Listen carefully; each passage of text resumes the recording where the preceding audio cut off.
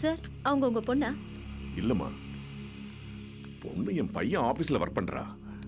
என்ன விஷயமா? ப்ளீடிங் அதிகமா இருக்கிறதுனால அர்ஜென்ட்டா ஒரு சர்ஜரி பண்ண வேண்டியிருக்கு. அவங்க வீட்டுக்கு மெசேஜ் சொல்லணும்.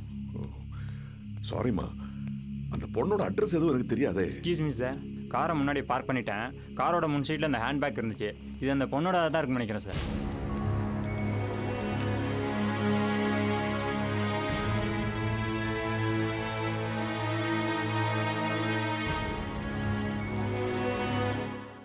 இதம்மா, இதுல அட்ரஸ் நம்பர் இருக்கு. அந்த பொண்ணோட தான் இருக்கும். நீங்க ஃபோன் பண்ணுங்க. இல்ல, நீங்களே ஃபோன் பண்ணி வீட்டுக்கு மெசேஜை தெரியப்படுத்திடுங்க சார். ஆமா, இந்த ஹாஸ்பிட்டல் எங்க இருக்கு, என்ன அட்ரஸ்னு சொல்ல. சார், ரிசப்ஷன் போனீங்கன்னா எல்லாத்தையும் கிளியரா அவங்களே சொல்லிடுவாங்க சார். சரிம்மா. Okay sir.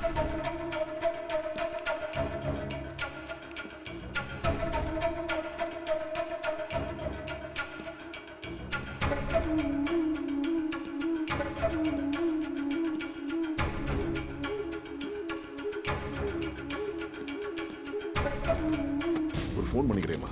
S sir. இந்த ஹாஸ்பிட்டல் அட்ரஸ் கொஞ்சம் கொடுங்க. இந்தாங்க சார்.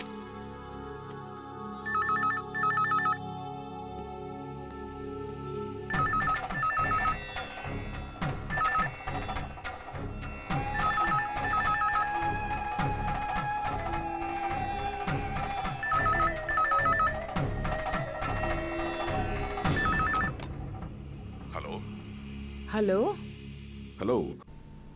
வேணும்? இ- அபி இல்லைங்களே, நீங்க? இல்லம்மா, நான் கத்திப்பாரா ரவுண்டானா பக்கத்துல ஆலந்தூர் பத்மனி நர்சிங் ஹோம்ல இருந்து பேசுறேன். என்ன விஷயங்க? அபி வீட்ல இல்ல. இல்லம்மா, அபி இங்கதான் இருக்காங்க. அது வந்து ஒரு சின்ன ஆக்சிடென்ட் ஆகி போச்சுமா. என்னாச்சு? வருத்தப்படாதீங்க, பெரிய பிரச்சனையெல்லாம் இல்ல. நீங்க உடனே கிளம்பி கத்திப்பாரா ஜங்ஷன் பக்கத்துல பத்மனி நர்சிங் ஹோம்க்கு வந்துருங்க. Don't worry. உடனே கிளம்பி வந்துருங்க. நீங்க ஹலோ ஹலோ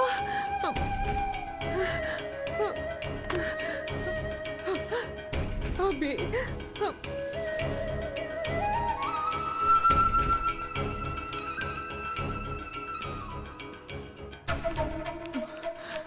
யாரு கேக்? எக்ஸ்கியூஸ் மீ, இங்க அபின்னு ஒருத்தவங்க ஆக்சிடென்ட் ஆகி. அந்த ரைட்டில் போங்க. Thank you.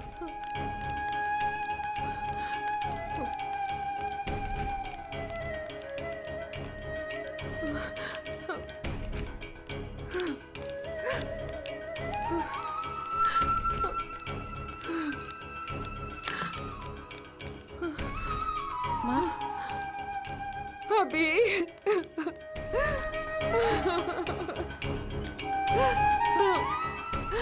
டாக்டர், என் பொண்ணுக்கு என்னாச்சு? கவலைப்படாதீங்க, ஒரு சின்ன ஆக்சிடென்ட் தான்.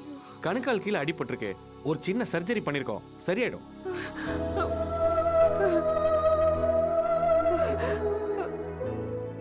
அபி,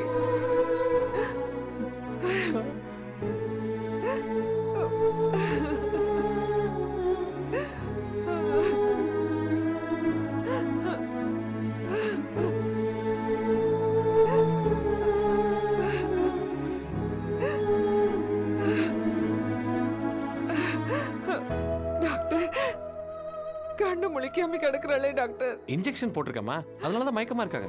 1 ஹவர்ல கண்ணு முடிச்சிருவாங்க. கடவுளே, நல்லா இருந்த பொண்ணு இப்படி படுத்த படுக்கை ஆயிடுச்சே. டாக்டர், என் பொண்ணுக்கு நடக்கிறதுல பிரச்சனை எதுவும் வராதுங்களே? அதெல்லாம் ஒன்றும் பயப்படுற மாதிரி இல்லைங்க, நீங்க ஒன்றும் கவலைப்படாதீங்க. டாக்டர், எங்க அக்கா வந்து யார் வந்து அட்மிட் பண்ணாங்க? யாரோ கார்ல வந்து வேகமா மோதி இருக்காங்க. காரை ஓட்டிட்டு வந்தவரே கொண்டு வந்து அட்மிட் பண்ணிருக்காரு.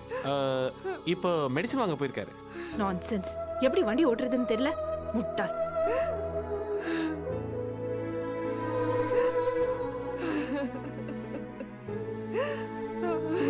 அபி,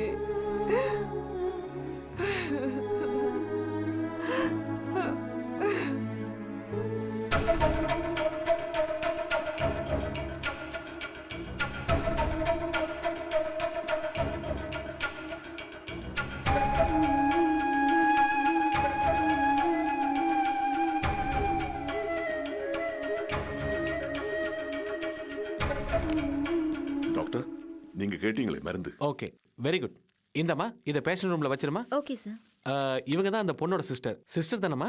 ஆ ஆ இவர் தான் அந்த வண்டியை ஓட்டிட்டு வந்தவரா? ஆமாம்மா.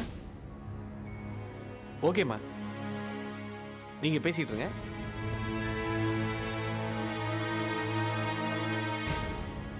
ஐ எம் சாரிம்மா. என்ன சாரி? கார்ல போகும்போது கண்ணு மண்ணு தெரியாம ஓட்டுறது உங்களுக்குலாம் வழக்கமா போயிடுச்சா? கோவப்படாதம்மா, நான் மெதுவா தான் டிரைவ் பண்ணேன். ஓ, அப்ப எங்க அக்கா தான் வேகமா வந்து உங்க வண்டி முன்னாடி விழுந்தாங்கல்ல? என்ன பேசுறீங்க நீங்க? அப்படியெல்லாம் இல்லம்மா, ஏதோ எதிர்பாராம நடந்து போச்சு. அதுதான் உடனே ஹாஸ்பிட்டல் அட்மிட் பண்ணிட்டேனே. பயப்பட வேண்டாம்னு டாக்டரும் சொல்லிட்டாரு. டோன்ட் வரி, எவ்வளவு செலவாகுதோ அதை நான் ஏத்துக்கிறேன். செலவு பண்றது ஒன்றும் பெரிய விஷயம் இல்ல சார். இதை விட எங்க அக்காவுக்கு பெருசா ஏதாவது ஆயிருந்தா அது உங்களால சரி பண்ண முடியுமா? கவலைப்படாதம்மா, உங்க அக்காவுக்கு ஒன்றும் ஆகாது. ஒன்னும் ஆகாதுன்னு சொல்றதுக்கு நீங்க என்ன கடவுளா?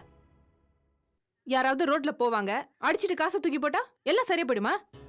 இந்த பாருமா, நான் உன் அக்காவை யாரோ ரோட்ல போற பொண்ணா நினைக்கல, என் சொந்த பொண்ணா நினைக்கிறேன்.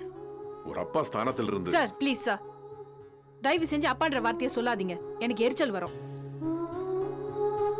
சரிம்மா, உன் அக்காவுக்கு ஒண்ணும் நடக்காது. நடந்துருதா என்ன பண்ணுவீங்க? எங்க குடும்ப நிலைமை என்ன இருக்கும் தெரியுமா? பெருசா பேச வந்துட்டீங்க. நீங்களாம் பெரிய மனுஷனா? ப்ளீஸ் போங்க.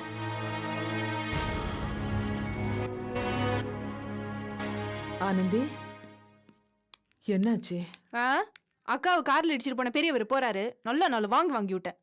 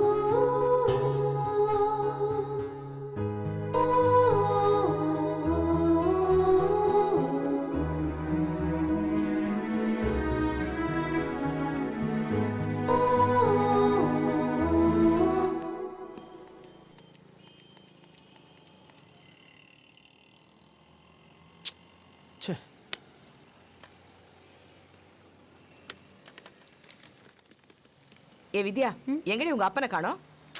ஏதாவது லைப்ரரியில போய் உட்காந்துட்டு இருப்பாரு. அவர் எதுக்கு தேடுற?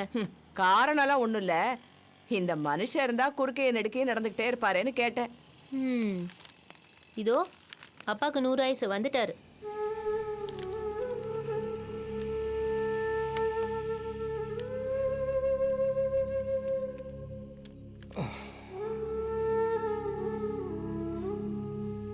ஆமா, எங்க போயிட்டு வரீங்க?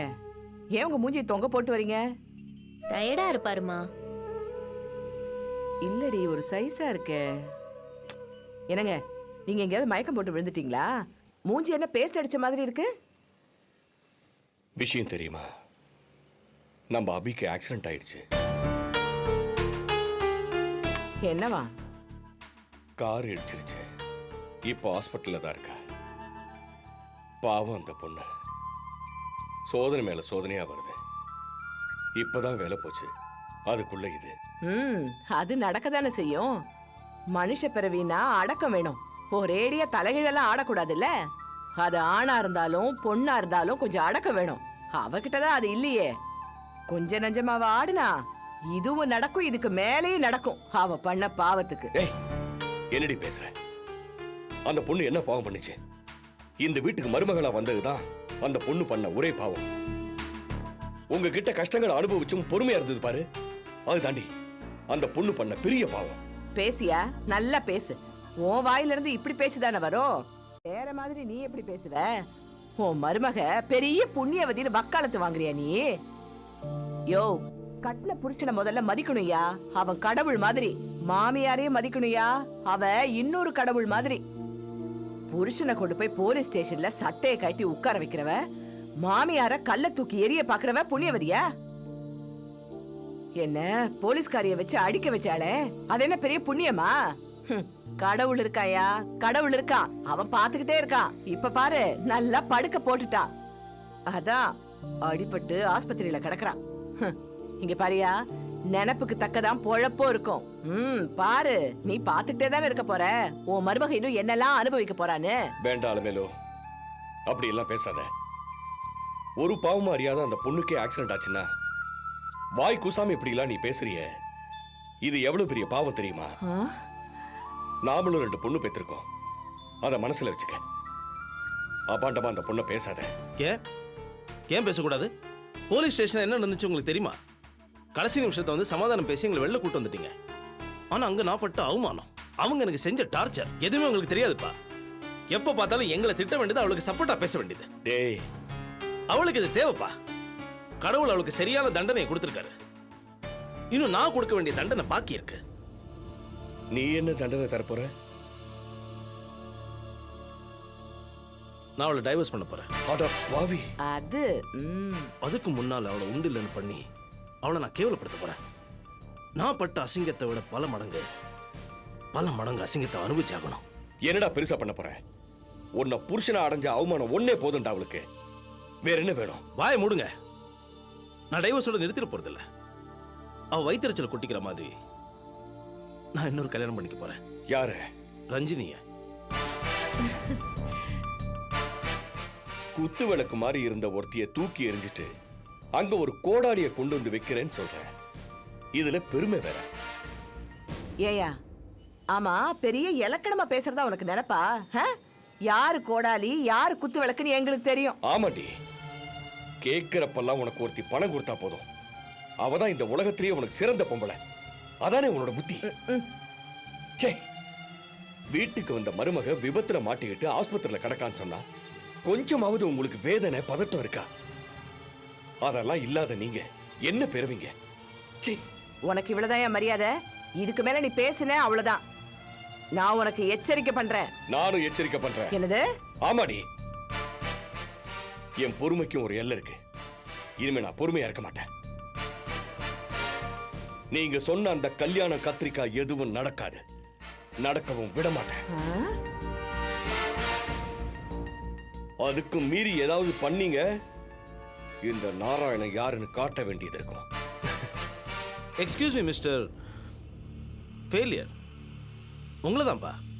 என்ன பண்ணுவீங்க? எங்களை வீட்டை விட்டு வெளில துரத்துருவீங்களா? அதுக்கு சான்ஸே இல்லை. ஏன்னா அது வாடகை வீடு, வாடகை நான் கொடுத்துட்டு இருக்கேன். உங்களால எதுவும் கிழிக்க முடியாது. நான் என் இஷ்டப்படி தான் எல்லாத்தையும் செய்ய போறேன். கையாளாகாத நீங்க என்ன கிழிக்கிறீங்கன்னு நானும் பார்த்துடுறேன்.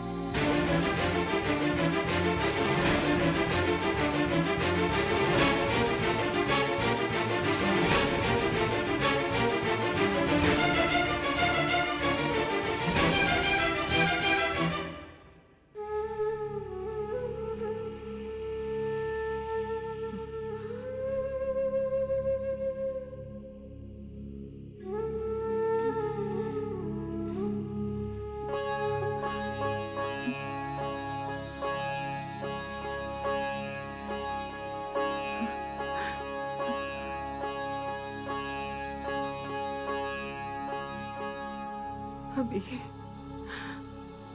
என்னம்மா ஆச்சு? எங்களெல்லாம் இப்படி பதற விட்டியம்மா. எப்படிக்கா இருக்கு இப்போ?